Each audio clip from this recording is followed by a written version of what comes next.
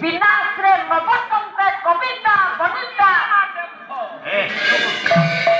ଯେମ୍ଫ ଲେଖା ଯାଇଛି ମୂର୍ଖ ଲତା ରହ ଆଶୀର୍ବାଦ ପାଇବା ପାଇଁ ଆମେ ଜଣକୁ ଆଜ୍ଞା ଆବାହନ କରିଛେ। ସେ କିଏ ନା ସିଏ ହଉଛନ୍ତି ମହାପ୍ରଭୁ ଆଦି ପୁରୁଷ ଗୋବିନ୍ଦ ବାବୁ। ସଂକ୍ଷିପ୍ତ ମାର୍ଗରେ ମନ ଚୈତନ୍ୟ ସମ୍ବାଦକୁ ଭିତ୍ତି କରିବାକୁ ଯାଇ ଆଜି ଆମେ ଗୋବିନ୍ଦଙ୍କୁ କାହିଁକି ଆବାହନ କରିଛେ? ସେ ଗୋବିନ୍ଦ କାହା ପୁଅ?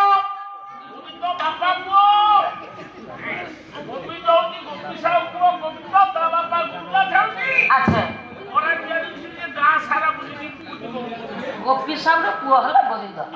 ସେ ଗୋପୀ ସାହୁ ପୁଅ ଆମ ସମସ୍ତଙ୍କୁ ଆଶୀର୍ବାଦ କରିବେ। କେଡ଼େ ମୂର୍ଖଟା କିରେ ତୁ? ଇଏ ମୂର୍ଖ କଣ?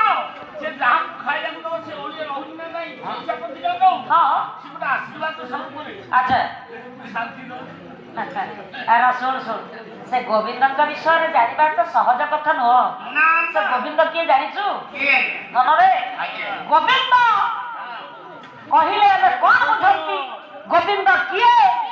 ସୁନ୍ଦର ଭାବରେ ଆମ ବଡ ବଡିଆ ମଠର ମହନ୍ତ ଜନାର୍ଦ୍ଦନ ଦାସ ମହାରାଜ। ଆମେ ଟିକେ ଶ୍ରୀକ୍ଷେତ୍ର ଧାମକୁ ଆଜ୍ଞା ଟିକେ ପରିଭ୍ରମଣ କରିବା ପାଇଁ